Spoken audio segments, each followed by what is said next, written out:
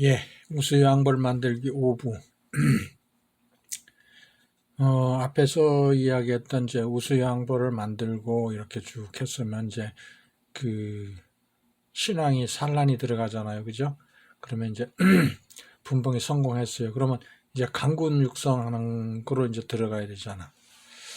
그래서 예, 그 부분에 대한 걸 또 잠시 한번 해보겠습니다. 강군 육성을 하려면은 벌 고르기와 토종벌 다루기 방법을 잘 알아야 됩니다. 왜 그러냐 하면은 이 분봉 작업을 해놓고 나면은 그 세력의 그 세력이 고르지가 않아요.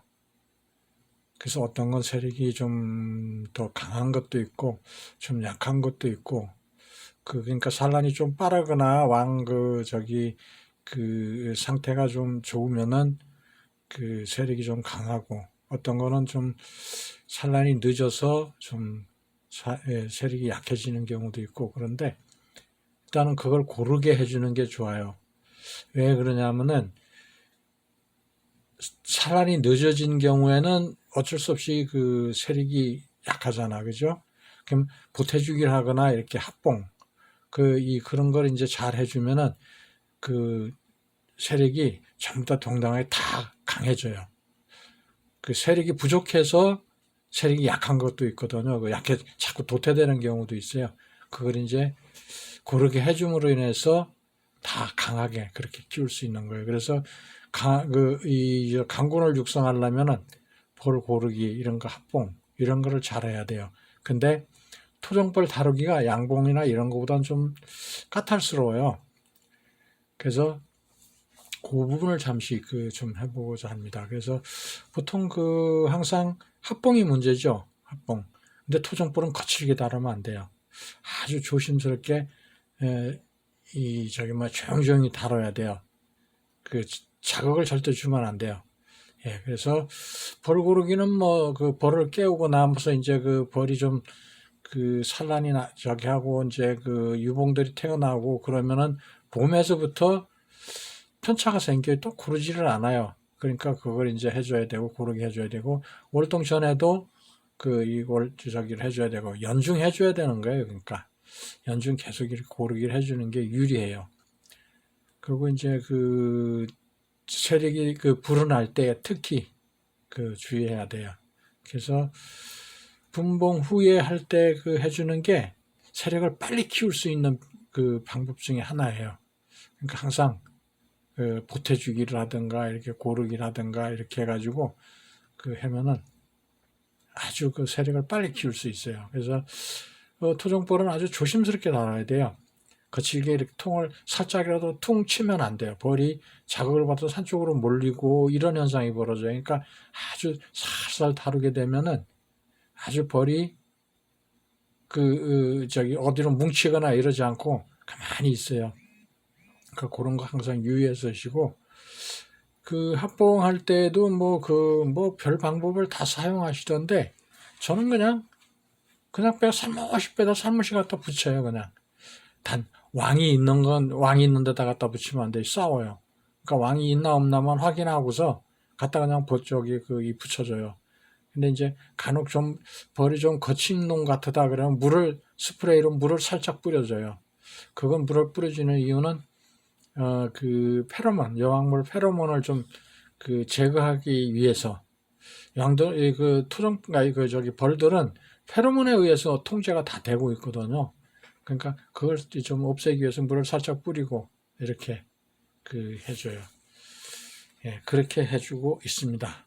예, 그러니까 벌통 숫자가 중요한 게 아니에요. 벌통 숫자만 많이 갖고 있으려고 들면은 결국은 망해요. 왜? 꿀을 많이 떠야 되는 건데 봉산물이 많이 저기 해서 해야 되는 건데 또 그리고 분양을 한다고 하더라도 세력이 강해야지 분양을 할 수 있는데 세력이 늘어나질 않고 그러면 통수만 많은 아무 의미가 없어요. 10통 갖고 있는 사람이 수익이 하나도 창출되지 않고 10통만 갖고 있다면 아무 의미가 없어요. 한 통 갖고 있는 사람이 꿀도 많이 뜨고 또는 분양을 그걸 갖고 그 분봉 작업을 해서 분양을 저기 하고 이렇게 했다면은 뭐 수익성이 더 높죠. 그러니까 한 통이 더 유리한 거죠, 10통보다. 그러니까 보통 숫자가 중요한 게 아니에요. 예. 그리고 이제 이렇게 했을 때 이 보태주기를 하는 건데, 보태주기의 방법은 그래요. 그림에서 보면 이제 여기서 한 장을 빼가지고 좌측 하단에 보면 이렇게 보태주기 그림을 넣어놨죠. 그죠? 사진이 아닌 그림을 그려서 넣어놨는데, 처음에 이제 그 여왕판이라고 한 거는 처음에 한 장하고 분봉 작업을 한 거예요. 거기서 이제 한 장을 더 이 세력이 커져서 2장벌이 됐어요. 그런데도 다른 것보다 좀 뒤지고 있다. 그러면은 다른 데서 한 장을 살짝 빼가지고 와가지고 분무기나 아니면 그 분무기 안에 소주 먹다 남은 게 있으면 알코올이니까 냄새 제거가 빨리 되죠. 그리고 소주 냄새도 나고 이렇게 되니까 그걸 살짝 뿌리고서 저렇게 보태주기를 해줘요. 이 직접 이제 보태주기를 한 건데 그게 좀 저기 한다면 맨 밑에 그림 예비소초라고 돼 있죠. 목사양기 뒤에 거기다 보태주기를 해주는 거예요. 그랬다가 그 다음날 목사양기 살짝 제끼고서 이렇게 합쳐주면 되거든요. 그렇게 하면은 세력이 빨리 커져요. 예. 그렇게 보태주기 하면 돼요. 그러니까 합봉을 그렇게 어렵게 생각하면 안 돼요. 벌을 살살만 다루면은 합봉이 그렇게 어렵지 않게 할 수 있어요. 그리고 이제 하다 보면은 그러니까 교미가 실패하거나 여왕벌 안착을 실패하고 이랬을 때에 여왕이 없어지고 난 후에 한 일주일 정도 지나면 저렇게 일벌산란을 해요. 일벌산란은 왜 하느냐 하면은 일단 여왕이 페로몬에 의해서 통제를 벌통 안을 자기 저기 하고 있는 왕노릇 하고 있는 그 벌통 안 전체를 통제를 하고 있는데 그 페로몬이 없어짐으로 인해서 냄새가 없어짐으로 인해서 통제가 어렵게 된 거예요. 그럼 어떻게 되냐? 일벌들이 왕노릇을 하려고 그러니까 그 페로몬에 통제되어 있던 억제되어 있던 그런 이 욕구가 사라지는 거죠. 그러므로 인해서 욕구가 이제 본능이 살아나니까 어떻게 했냐? 난소가 발달해요. 근데 그 난소가 발달하게 되면 어떻게 되느냐? 그러면은 저정란이 없어요. 일벌도 암컷인데 유정란에서 태어나고 여왕도 유정란이거든요. 수풀은 벌만 특이하게 우리가 달걀이나 이런 건 무정란은 부화가 안 되잖아. 근데 벌은 부화가 돼요. 무정란도 뭘로다가 수풀로 부화가 돼요. 그러는데 좀 더 저정란이 없어 정자 보관 저기가 없어가지고 교미를 하지 않았으니까 그래서 난소는 발달돼 있는데 어떻게 되냐? 그러면은 저정란이 없으니까 수정이 안 돼. 그러다 보니까 무정란을 산란하게 돼요. 그래서 너도 나도 그냥 왕노릇 하느라고 저렇게 한 고작에다가 밥알같이 몇십 개의 산란을 이렇게 하는 경우가 있고 다행히 한 개가 산란되어 있는 경우에는 수벌로 키워내버리죠. 그죠? 그래서 그림 우측에 보면 저런 형태가 돼요. 우측 상단 우측 맨 끝에 그림을 보면은 저렇게 이상하게 돼요. 그렇게 되니까 일벌 산란하는 거는 왕이 없기 때문에 페로몬으로 통제가 안 되기 때문에 너도 나도 왕노릇. 근데 이게 왕대를 넣어줘도 자꾸 파내요. 지가 왕노릇 하려고. 왕을 넣어줘도 자꾸 공격을 해서 죽이는 경향이 있어. 그래서 다시 살리기가 힘들어요. 그러니까 될 수 있으면 합봉을 하는 게 최선의 방법이에요. 그래가지고 빨리 다시 분봉 작업을 하는 거. 다른 거하고 합봉을 해주면 그 합봉해준 통이 세력이 커지잖아. 빨리 커지잖아. 그죠? 그럼 다시 한 번 더 분봉 작업이 가능하니까, 그렇게 대처하는 게 가장 빨라요. 그리고 일본 산란의 이 조치, 저기 같은 건 앞서도 얘기했지만, 이 합봉이에요. 합봉이 최우선이에요. 그런데 합봉을 할 때에, 만약에 2장벌로 분봉을 했는데 왕이 없어. 왕이 안착을 못했어. 그러면은 이미 섭에 이 무정란이 잔뜩 산란되어 있는데 그 섭을 딴 데 붙여주면 문제가 생겨요. 어떤 문제가 생기냐면 수포를 자꾸 키워내. 그 산란되어 있는 걸 키워내버리니까. 그 문제가 돼, 그게. 그러니까 그 섭 자체를 없애야 돼. 그럼 벌은 어떻게 할 거냐? 만약에 내가 벌을 3-4통 가지고 있다면은 이 벌통 이 3-4통 있는 중앙쯤에 이렇게 벌통하고 한 1-2m 뚝 떨어져 있는 저기에다가 벌을 팍 털어버려요. 그냥 바닥에다 팍 털어버리면은 벌들이 다 털리죠. 그죠? 그럼 섭도 없애고 원래의 일벌 산란하던 그 통도 위치를 없애버리면은 일벌들이 어디로 가느냐? 주변에 있는 벌통으로 머리 숙이고 들어가요. 그러다 다 흩어져서 들어가. 그러면 머리 숙이고 들어가는 이 벌들은 공격을 안 해. 공격을 안 하고 받아들여. 지네 저기로다 받아들이는 그런 경향이 있어요. 그러니까 제일 쉬워요. 그냥 툭 털어버리면 되는 거예요. 그냥. 예? 그리고 욕심을 버리세요. 그걸 어떻게 하든지 여왕을 집어넣어가지고 살려보려고 하면은 아주 힘들어져요. 그러니까 제일 빠른 방법은 합봉만이 가장 빠른 방법이에요. 그리고 욕심은 금물이고 변칙도 금물이에요. 오직 정성만이 가장 빠른 지름길이에요. 그러니까 그렇게. 그리고 세력을 빨리 합봉을 시켜서 합봉시킨 벌통이 빨리 세력이 커지게 하면은 한 번 더 분봉 작업을 할 수 있으니까 통수를 좀 늘릴 수 있는 방법은 그거예요. 그러니까 가장 빠른 방법이에요. 그리고 이제 신앙이 이제 초기에 이제 산란이 시작되면 강군을 육성해야 되잖아. 그죠? 이제 신앙이 이제 활발하게 산란이 들어가니까 그럴 때 어떻게 하느냐? 먹이 사양을 하는 거예요. 먹이를 넣어줘야 돼. 빨리 키워내야 돼. 제가 앞에 여러 저기에서 동영상에도 설명했지만 4월 중순경에 분봉 작업을 하면 5월 말경까지 늑장벌을 만들어야 된다고 그랬잖아. 그죠? 그러기 위해서는 수단 방법을 가리지 말아야 돼. 그리고 5월 말까지 늑장벌이 되고 나면 5월달 저기가 되면은 5월달 이 중순 넘어서고 나면은 꽃이 많이 펴요. 아주 꽃이 많이 핀다고. 그러니까 꿀이 많이 들어오는 거죠. 근데 그러면 이렇게 상황 봐서 쓱장벌이 됐든 늑장벌이 됐든 이렇게 5월 중순이든 굳이 꼭 5월 말이 아니더라도 세력이 어느 정도 커졌다. 그러면 정리채미를 해내버리세요. 왜 정리채미를 해내느냐? 거긴 설탕 들어간 꿀이 있거든. 그걸 다 빼내버리는 거예요. 그러고 넣어주면 꿀이 많이 이 꽃꿀이 많이 들어오기 시작하면은 산란도 잘 되고 사양을 하지 않더라도 세력이 쑥쑥 늘어나기 시작해요. 그래서 진짜 꿀을 받기 시작하는 거죠. 근데 여기에서는 1번 자극 사양을 하지 말고 먹이 사양을 해라. 이건 뭔 얘기냐면 수명 연장이 되는 거거든요. 제 앞에 썸메일을 보면은 그 중에 작은 글씨가 있어요. 타이틀 밑에 내 벌을 하루만 더 살게 하고 1m만 더 멀리 날게 하자. 그런 문구가 들어있을 거예요. 그건 무슨 얘기냐면 벌은 건전지 배터리하고 같아요. 움직이면 움직인 만큼 노동을 하면 한 만큼 수명이 그만큼 자꾸 짧아지는 거예요.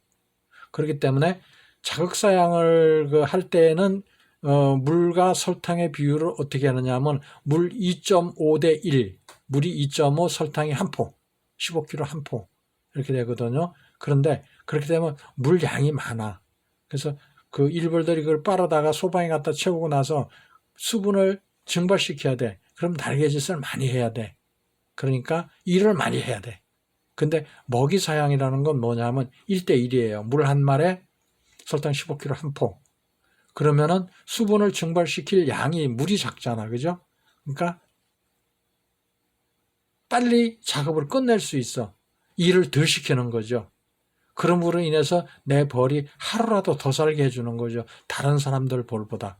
근데 하루가 뭐 그렇게 중요하냐? 아니에요. 굉장히 중요해요. 왜 그러냐면 내 벌통이 5-6장 벌이다. 그러면 벌이 3만 마리가 만약에 들어있다. 그러면 벌 한 마리가 하루를 더 살면은 3마리를 더 사는 거죠. 3만 1. 그런데 걔네들이 5개월 정도밖에 못 살아. 많이 살아야 5개월 살아. 근데 계속 태어나고 있잖아. 그죠? 그러면은 내 벌통에 있는 이 저기들이 수명이 6마리를 더 살 수도 있어요. 6마리는 계산해 보세요. 굉장한 거예요. 한 마리, 간단히 하루 더 산다는 게 그게 아무 저기 아닌 것 같은데, 1년 연간 이 저기라가 거기 있는 벌통 안에 있는 저기를 수명을 따진다면 어마어마한 숫자예요.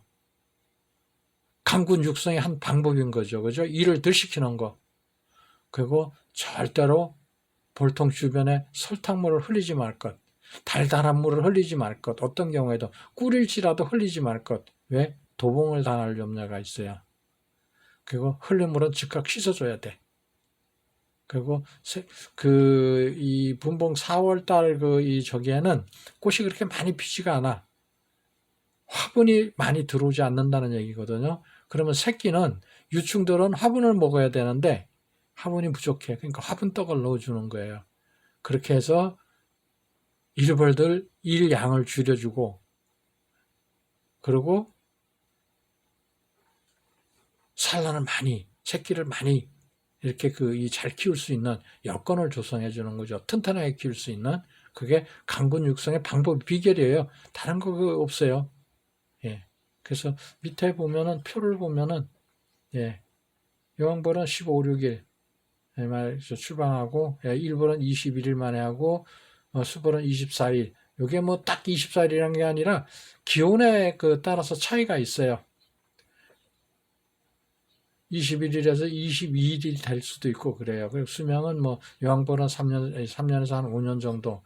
이게 수명은 그렇게 산다고 하지만은 산란율이 굉장히 중요하니까 1년에 첫 해에 산란하는 거하고 그 다음에 산란하는 거하고 산란율이 좀 차이가 나. 예, 그런 경향이 있어요. 그 부분 참고하시고요. 예. 그리고 이제 증소를 어떻게 할 거냐. 처음에 한 장 갖고 분봉 작업을 해서, 왕을 안착시키고 산란이 들어가게 하고 이렇게 하면은, 그 다음에 보태주기라든가 이렇게 해서 바꿔치기를 해주던가 해서, 이젠 한 장벌을 갖고 두 장을 만들고, 두 장벌이 되고 나면은 잘 늘어나요. 그래서 증소를 이렇게 해주고, 여기서 증소라고 하면 가운데 기존 봉판 있는데 양쪽에 한 장씩 넣어줬죠. 그죠? 그러면 저렇게 두기만 하지 말고, 이렇게 하다 보면은 기존 봉판 있는 면에 다 있는 면, 소초를 넣어줬을 다 있는 면은 조소를 빨리 하고 산란도 빨리 해. 그럼 뒷면에는 조수도 좀 늦고 그래요. 그럴 때에 바꿔치기를 해줘. 어떻게? 증소해준 소초 위치를 바꾸는 거예요. 그대로. 위에 있는 걸 밑으로, 밑에 있는 걸 그리면서 보면은 서로 이렇게 바꿔치기를 해주면은 기존 봉판에 있던 닿는 면이 바뀌어요, 위치가. 그렇게 해서 집 짓는 걸 도와주는 거예요. 이것도 하나의 비결이에요. 그렇게 도와줌으로 인해서 벌이 움직이는 걸 덜 움직이게 해주는 거거든. 제일 중요한 건 그거예요. 내 벌이 좀 될 수 있으면 좀 덜 움직이게 하는 거. 일을 좀 덜하게 하는 거. 그래서 수명을 하루라도 더 늘리는 거. 이게 굉장히 중요해요. 그러니까 그 부분도 참고하셔가지고 항상 이렇게 관리를 해주시면 아주 세력도 빨리 늘어나고 내 벌도 수명이 길어지고 그래요. 그러니까 그런 건 참고 좀 하셔가지고, 예. 그리고 이제 압축의 뜻은 벌을 한 곳으로 몰아서 모으는 것을 말하는 거거든요. 즉, 벌이 많이 흩어져 있으면은, 흩어져 있다는 얘기는 쓸데없이 흩어져 있는 거거든요. 꽉 붙어야 되는데, 그게 그러질 않고 흩어져 있어요. 그러면은, 산란도 잘 안 하고, 아주 힘들어져요. 도봉도 당하고, 질병도 오고, 여러 가지 요인이 생기거든요. 근데 압축을 잘 해놓으면은, 세력도 빨리 늘어나. 일례로다가 제가 아카데미도 저기 하고 1년간 이렇게 하고 동호회가 있어요. 동호회 가서도 이렇게 보면은 한 봉장에 한 사람이 서너 통씩 해가지고 한 10명이면 3통이면 30통 이렇게 한 군데를 모아놨거든요. 그러면은 내금을 하거나 이럴 때에 옆에 있는 친구 벌통이 이미 늑장벌이 되어 있어. 근데 난 아직 2장벌밖에 안 됐어. 그럼 자존심이 상하니까 섭을 자꾸 넣어줘, 소초를. 그렇게 되면 세력이 더 안 늘어나. 차라리 압축을 자꾸 시켜가지고 하면은 어느 순간이 되면 폭발적으로 늘어나. 폭발적으로 늘어나는데 옆 친구보다 오히려 세력이 더 좋아지는데 그게 그러질 않아. 처음 벌을 하시는 분들이나 벌을 잘 모르시는 분들이 하면은 자존심 때문에 자꾸 그거를 섭을 넣어줘. 소초를 넣어줘. 그렇게 해갖고 벌을 자꾸 흩어. 그러면은 아무것도 안 돼요. 질병도 오지, 도봉도 당하지, 뭐 산란율도 떨어지지, 이렇게 여러 가지 그 문제가 발생되는데 압축을 시켜내면 그런 모든 게 다 사라져 버려요. 질병도 안 오고 건강하고, 그리고 꿀도 잘 따오고 도봉도 안 당하고 뭐 여러 가지 그 문제가 해결이 나요. 근데 이거를 잘 안 하거든요. 오직 그 안에 섭이 몇 장 들어있나 이것만 그냥 중요시 생각해요. 이기고 싶다면은 한 발 움츠렸다 뛰는 그런 그 지혜가 필요해요. 그래서 압축은 벌 사육의 모든 거에 압축으로 시작해서 압축으로 끝내야 돼요. 예. 그리고 아주 약해서 안 될 것 같으면 연연하지 말고 여왕 폐기하고 합봉시켜 버리세요. 그게 오히려 득이에요. 훨씬 빨라요. 그리고 급수를 해주는 게 좋아요. 그거 왜 그러냐면 급수를 해줌으로 인해서 벌은 그 새끼를 유충을 키워내기 위해서는 유충의 그 저기가 보면은 단백질 저기도 있지만 한 95%가 수분으로 이루어져 있어요. 그러는데 물을 빨아다가 먹이에 그 이 저기를 하든가 해야 돼요. 줘야 돼요. 그것도. 예. 그러는데 오염된 물을 먹이는 것보다는 깨끗한 물을 먹이는 게 건강상 좋잖아. 그죠? 근데 또 앞에서도 얘기했지만 노동력을 절감해 주는 거예요.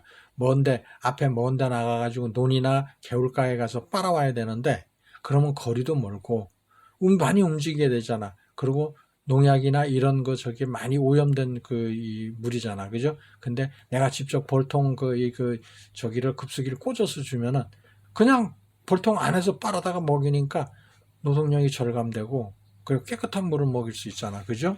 그런 분에 인해서 득이 되는 거죠. 예. 그래서 그거를 해주면은 좋아요. 그리고 급수를 할 때에 그 안에다가 영양제를 함께 공급해 줄 수 있는 그런 여건이 조성이 돼요. 그래서 유리해요. 예. 그러니까 그리고 급수할 때 전해질이 뭐냐? 소금이거든요. 그거를 넣어주는 게 좋아요. 소금을. 왜 그러냐면 전해질이라는 건 이게 전해질이 부족하면은 벌이 활성도가 떨어져요. 소금이 바로 그런 역할을 하는 거거든요. 근데 지금 현재 보면은 이 전해질을 구하기가 어려워, 벌들이. 예전에 우리 푸세식 화장실을 사용할 때에는 우리가 화장실 이렇게 어릴 때 이렇게 보면 화장실에 이렇게 앉아서 푸세식에 앉아서 이렇게 보면 벌들이 와서 뭘 빨아가 자꾸. 근데 그게 소금기를 빨아가는 거거든요. 그걸 필요로 하니까. 걔네들은 본능적으로 알아요. 전해질이 필요하다는 거를. 근데 그거를 빨아다 먹이는데 지금은 참 더 수세식적이잖아요. 이게 시골에도 수세식이기 때문에 그 염분 구하기가 좀 어려워. 그러면은 전해질이 나중에 기회가 되면은 제가 미생물에 대한 전 강의를 또 저기 하게 될 텐데 전해질의 역할이 굉장히 중요해요. 소금의 역할이. 활성도가 좋아져요. 힘이 생기고 돼요.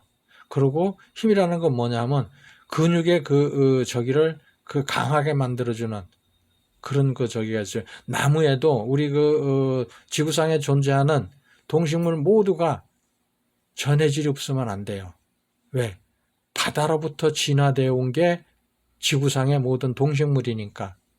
인간 같은 경우에 혈액 속에 0.9%의 소금이 있어야 돼. 전해질이 있어야 돼. 그게 없으면 열사병도 여름에 땀 많이 흘리면 그러잖아. 그죠?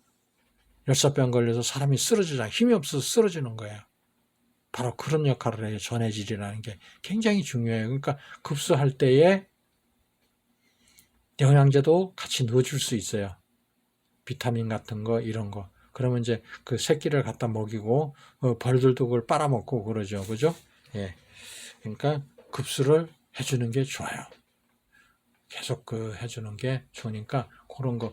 대신에 도봉 방지나 이런 것도 좀 염두에 둬야 돼요. 예. 여기 전해질의 역할에 전해질이라는 거는 소금을 이제 전해질이라고 그러는데 그냥 전해질 소금만 지칭하는 게 아니에요. 전해질이라는 건 여러 가지 의미의 저기를 물질을 통칭하는 거거든요. 예, 그래서 저기 뭔 얘기냐면은 우리가 배터리 안에 배터리 안에 그 배터리 액이라는 걸 넣어요. 그게 식염수이거든요. 식염수인데 설탕물을 넣으면 안 돼요. 그 왜 안 되느냐 하면 거기에는 소금의 역할이 그 전기를 이렇게 그 전해주는, 근데 설탕은 그런 전해주는 그런 그 이 저기가 성분이 없어요. 예. 그러니까 소금을 넣어주는 이 저기 하는 이유가 바로 그거거든요. 배터리에 액이 식염수를 넣어주는데, 식염수 왜 식염수를 넣어주느냐? 깨끗하니까.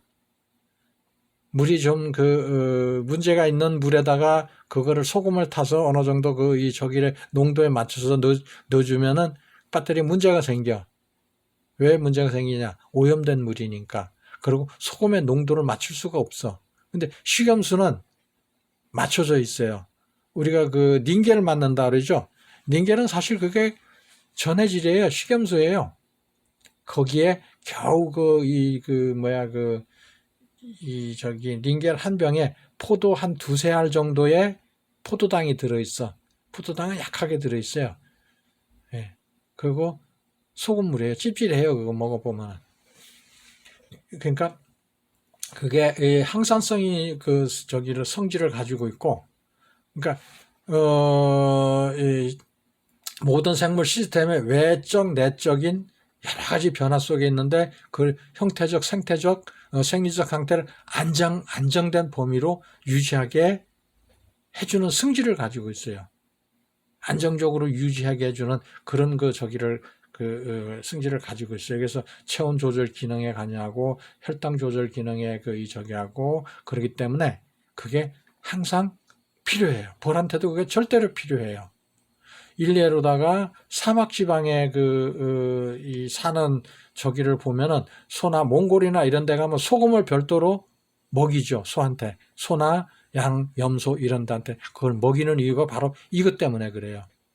예. 그러니까 모든 동식물한테 소금이 없으면 안 돼. 필히 줘야 돼. 예. 그러니까 그런 부분, 소금이 얼마나 중요한 건가. 질병이 발병하는 저기가 확률이 굉장히 높아질 수도 있어요. 소금이 부족하면은. 그러니까 여러 가지 요인 때문에 전해질이 필요해요. 그리고 그 강군 육성의 방안, 영양소가 풍부한 먹이를 공급하자. 이게 이제 나중에 제가 또 그 엑기스에 대한 걸 한번 저기 할 겁니다. 근데 설탕물에는 그냥 바당과 포도당뿐이에요. 다른 무기질은 없어요. 근데 그 설탕 어차피 줄 거라면은 시골엔 주변에 각종 과일들이, 남는 과일들이 참 많아요. 그걸 그냥 설탕에 절이는 거예요. 그래가 농축액을 만들어. 그러면 그 안에 있던 무기질이, 과일 안에 들어있던 무기질, 뭐 각종 저기가, 다, 삼투압에서 다 빠져나와. 그럼 그걸 사양에 같이 섞어서 넣어주는 거예요. 예. 좋은 게 뭐냐면은 가장 제가 한 50여 가지 농축액을 만들어 봤는데 가장 맛있는 건 옷나무 엑기스, 그리고 은행나무 엑기스, 은행 열매나 은행 잎을 넣고 엑기스를 만들어 굉장히 맛있어요. 근데 벌이 안 먹을 것 같아죠? 아주 잘 먹어요. 잘 빨아가요. 그러니까 그런 거 하고, 그리고 미생물, 영양소로 그 미생물을 공급하자. 이게 요즘은 그 농업기술센터 가면 미생물 배양센터가 있어. 여기 가면 내가 벌을 사육하고 있다. 그러면 벌도 가축으로 들어가거든요. 이미 가축 저기에서는 많이 이용하고 있어요. 각종 하우스라든가 이런 농사에도 많이 이용하고 있어. 제가 2016년도 17년도 2년 동안을 제가 미생물 이거를 벌한테 먹이면서 연구 사업을 했는데 아주 벌도 좋아요. 상태가. 제가 그 미생물에 대한 교육을 언제 할 겁니다. 한번. 아주 좋은 결과가 있거든요. 그러니까 이런 거를 공급을 하는 거예요. 어떻게 공급하냐? 급수를 하거나 또는 사양을 할 때에, 겨울먹이 사양이나 이런 봄에 꽃이 없을 때에 세력을 키우기 위해서 할 때에 그런 거, EM이라든가 유산균, 효모균, 고초, 구연산 이런 거, 구연산 같은 건 봉장 청소로 좋아요. 소독용으로. 어떻게? 분무기에 그냥 해가지고 등에 지고 다니면서 이렇게 뿌리면 돼요. 근데 이게 전혀 해가 없어, 벌한테는. 근데 산성이기 때문에 다른 미생물, 저기이나 이런 거, 저기한테는 뭐, 균, 예? 저기가, 지금 우리가 이 주제가 뭐예요? 봉충낭화 부패병이죠. 그죠? 그건 균으로 이루어져 있거든요. 이런 거 소독용으로 아주 좋아요. 벌통 내부도. 벌한테 전혀 피해갖고 벌이 잘 빨아먹어. 구연산 우리가 먹으면 달달하면서도 시죠. 신맛, 산성이거든요. 예. 그리고 친환경 물질, 그러니까 요거 구연산이나 유산균, 식초 전부 다 산성이거든요. 구연산도 산이잖아. 그죠? 유산균도 산이에요. 산성이에요. 식초도 산성이에요. 이런 걸 갖고 소독을 해주는 거예요. 어떻게? 물에다 타서 분무를 하면 되는 거예요. 그리고 하천이나 이런 거, BM 활성수라는 걸 있는데, 이게 미생물 배양소에 가면 BM 활성수를 무한대로 줘요. 달래는 대로 줘. 이왕 할 거면은, 설탕 녹이는 물도 이걸로 쓰면 돼요. BM 활성수. 이건 정제되어 있는 거예요. 정제되어 있고, 가축이나 식물한테 아주 깨끗한 물을 할 수 있는 그런 여건을 만들어 놓은 거예요. 각종 어떤 일부의 영양소도 있고 이런 것들은 활성수예요. 활성수. 이걸 해서 하는 거예요. 전해질 공급하자. 그리고 약이 아닌 자연에서 대안을 찾자. 이건 뭐냐면 현대 모든 의학은 내성이 생겨요. 내성이라는 게 있는데 자연에 있는 의학은 저기는 내성이 없어요. 우리가 저희 프로폴리스가 그게 항생제이거든요. 근데 의사들이나 이런 데가 물어보면 그거는 이 임산부가 먹어도 괜찮아요. 항생제이면서도 내성이 안 생겨요. 왜? 자연에서 얻어진 거기 때문에. 그래서 여기 제가 나중에 엑기스에 대해서 한번 할 건데 이게 어떤 저기가 있냐면 우리가 일례로다가 은행나무에는 개미도 안 올라가. 화석식물이라고 그러죠. 개미도 안 올라가고 진딧물도 안 생겨. 그러는데 이걸 은행이나 이런 걸 따서 시점이 있어요. 8월 말이 되기 전에. 나중에 이 은행이 익으면 꿀인내가 나는데 그 전에 따서 엑기스를 담으면은 저기가 벌집도 색깔이 틀려요. 집 짓는 게 굉장히 건강한 그런 그리고 옷순을 잘라서 옷순을 따가지고 꺾어서 그걸 설탕에 해가 엑기스를 만들어서 벌을 먹이면은 조수할 때 벌집 짓는 색깔이 틀려져요. 각종 엑기스를 먹여보면 언제 제가 자료를 보여드릴 텐데 아주 저기예요. 그러니까 자연에서 대안을 찾자 하는 건 바로 이런 거거든요. 집 자체가 어떤 균이나 이런 게 침투하지 못하게 우리가 온나무 몇백 년 된 우리나라 같은 경우에 관을 사람이 죽으면 관에다가 해가지고 담아서 매장을 하잖아. 그런데 예전에는 온나무 이 관을 만들든가 아니면 오칠을 한다든가 여러 가지 옷을 이용한 저기가 있어요. 그래서 시체가 부패하지 않게끔 하는 그런 역할을 해요. 즉 부패하지 않는다는 얘기는 뭔 얘기냐면은 몇백 년 전에 매장한 시신이 그대로 미라 상태로 남아있는 저기는 그 안에 어떠한 균도 들어가지 않았다는 거지 않고 그대로 유지가 됐다는 얘기예요. 그걸 누가 하느냐? 온나무 옷이 역할을 해주는 거거든요. 근데 옷을 벌한테 먹이고 그러면은 각종 질병이나 이런 거에 대안이 되는 거예요. 그러니까 언제 시간이 되면 제가 이 부분도 한번 알려드릴 텐데 참고하시면 좋아요. 그래서 일반 약재를 뭐 이렇게 쓰는 것보다는 그런 거를 이용해서 해주면 굉장히 좋다 이거죠. 지금 밑에 그림이 이렇게 벌이 하면서 화분 저거 하고 있는데 지금 현재 미생물 제가 저기 바로 한번 할 건데 거기에 보면 화분도 오염이 많이 되어 있어요. 꽃이. 예, 그런 부분이 있는데 좀 안타깝죠. 예.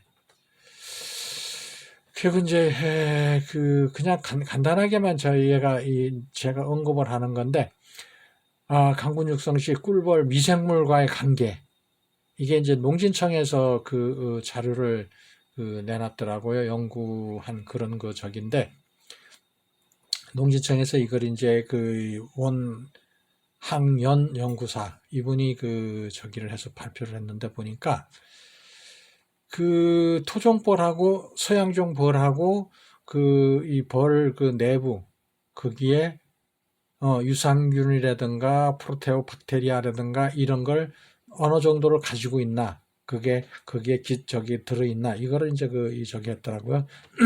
근데 재밌는 건 토종벌이 체구는 더 작아도 미생물을 더 많이 갖고 있어요. 유산균이라든가 이 전체적인 거로. 어떤 부분에선 락토코커스라는 거는 서양종 벌에는 없어요. 근데 우리 토종벌에는 보유하고 있어요. 그것도 아주 많이. 22.6%, 약 4분의 1 정도 가까이 되죠. 그죠? 예, 이 정도. 굉장히 많이 보유하고 있어요. 그런 저기가 있는데, 어떤 부분은 락토바실러스 같은 경우에는 서양종 벌이 더 많이 갖고 있죠. 얼마큼? 17.8%나 더 많이 갖고 있어요. 근데 전체적인 합계를 내보면은 토종벌이 훨씬 더 많이 갖고 있어요. 고르게. 그것도 고르게 갖고 있어요. 그렇다는 얘기는 이게 우리 꿀에도 이 미생물이 작용을 하거든요. 꿀에도 그 미생물이 작용을 하는데 그렇다면 꿀에도 토종벌이 영양소가 더 풍부하고 각종 미생물이 더 고르게 분포되어 있다는 것을 알 수 있어요.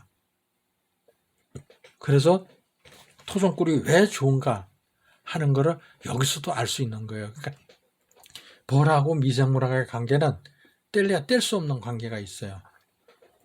숙성이 뭐예요? 미생물을 저기에다가 투입을 해가지고 벌이 이 꼬꾸를 빨아오면은 그 유봉들이 그걸 인계받아가지고 그거를 삼켰다 뱉었다를 몇 번 함으로 인해서 그 안에 각종 미생물을 섞어가지고 그거를 숙성이 되게 만들죠. 발효가 되게 만들죠. 그래갖고 숙성이 돼서 즉 우리가 얘기하면은 생쌀이 아닌 밥을 하는 거죠. 밥 할 때 거기에다가 콩도 넣고 뭐도 넣고 밤도 넣고 뭐도 이렇게 해가지고 잡곡밥을 만들어 아주 건강한 저기가 되는 거죠. 그죠? 그렇게 만드는 거죠. 사람도 그렇게 하잖아. 그죠? 얘네들도 그걸 하는 거예요. 그런데 예를 든다면은 거기에 그거를 섞는데 토종벌은 고르게 가지고 있어요. 즉 검정콩도 어느 평균치를 갖고 있고 뭐도 밤도 어느 정도 갖고 있고 여러가 뭐가 좁쌀도 하고 근데 서양종벌은 없는 것도 있어. 콩이 빠져 있다든가 이러면은 잡곡밥인데도 영양가가 떨어지는 거죠. 근데 토종벌은 그걸 고르게 분포시켜 놨기 때문에 오히려 더 영양소나 이런 게 더 풍부한 거죠. 예. 그러니까 이런 것도 좀 참고로 이렇게 알아두셨다가 아주 저기 하면은 유리해요. 그러면 어떤 게 있느냐? 남충봉합 부패병 건강한 벌이 되니까 아주 건강한 저기 때문에 질병에 강한 거죠. 예. 그래서 건강한 벌을 키울 수 있다. 이거를 얘기하는 거예요. 미생물을 그 정도 효과가 있다는 얘기죠. 예. 참고 자료에 요게 이제 요건 이제 형질 저긴데 여러 가지 이제 체구의 차이는 있어요. 체구의 차이는 있는데 여기서 재밌는 게 우측 하단에 보면 빨간 걸 박스를 이렇게 해놨어요. 맨 끝에. 근데 서양종벌하고 비교를 했을 때에 일회 수밀량 한 번 나갔다가 빨아갖고 오는 양이 토종벌은 0.016g을 빨아와요. 그런데 서양종벌은 그 배도 넘게 빨아오죠. 그죠? 0.037g을 빨아와요. 배가 넘는 양을 빨아오고 있어요. 많이 빨아오죠. 그러니까 서양종벌이 한 번 나가서 빨아오는 건 토종벌은 두 번에 가서 빨아와야 돼. 그래도 채 그만큼 못 빨아와. 그러면은 꿀이 그만큼 비축되는 양이 작을 거 아니냐? 아니에요. 더 많아요. 왜? 하루에 없애는 양이 있거든요. 일을 하려면 먹어야 되잖아. 그죠? 즉 우리가 식구가 5명이다. 그러면은 식구 5명이 하루에 먹는 양, 쌀을 계산해서 하루에 먹는 양 계산해서 한 달치 양을 사야 되잖아. 그죠? 그런데 없애는 양하고 덜 먹는 양, 이거를 비교를 해보면은 옆집에도 5식구고 우리도 5식구인데 또 우리가 구해올 수 있는 양은 그 돈벌이가 작기 때문에 조금 구해온다고 하지만은 내가 우리 식구들이 없애는 양이 작다면은 쌀값 차이는 오히려 우리가 더 유리해지는 거죠. 그죠? 그렇듯이 일일 소모량은 토종벌은 0.04g. 그런데 서양종벌은 0.19g. 얼마 차이 나요? 0.06. 그러니까 2배 반. 2배 반의 차이가 나죠. 그죠? 그런데 빨아오는 양은 그것도 2배 반이 안 되죠. 오히려 작죠. 그거 2배 조금 넘어요. 그렇게 따져보면은 토종벌이 저장해 놓는 양이 더 많은 거예요. 나중에 결과치를 보면은 아주 중요한 거예요. 그래서 우리가 이 벌 사육하는 방법을 개선하고 이거를 고정관념 틀을 좀 깨면은 토종꿀을 훨씬 더 많이 채민할 수 있다는 조건이 있는 거예요. 근데 그렇게 못하고 있잖아, 우리가. 그죠? 예. 예, 그래서 이게 그냥 간단하게 강군 육성에 대해서 알아봤는데, 이제 강군 육성에 대한 거를 좀 보다 세밀하고 조금 더 이 여러 가지 방법을 다시 한번 제가 정리해 드릴 거예요. 그런 건데, 여기서는 이제 낭충봉화에 관한 얘기를 하다 보니까 그 정도로 끝을 냈는데, 사실은 강군 육성이 낭충봉화 부패병을 치유할 수 있는 비법 중에 하나가 이렇게 강하게 키우면 되는 거예요. 예. 그렇게 하면은 봉화 부패병을 예방할 수 있어요. 예. 이상입니다. 감사합니다.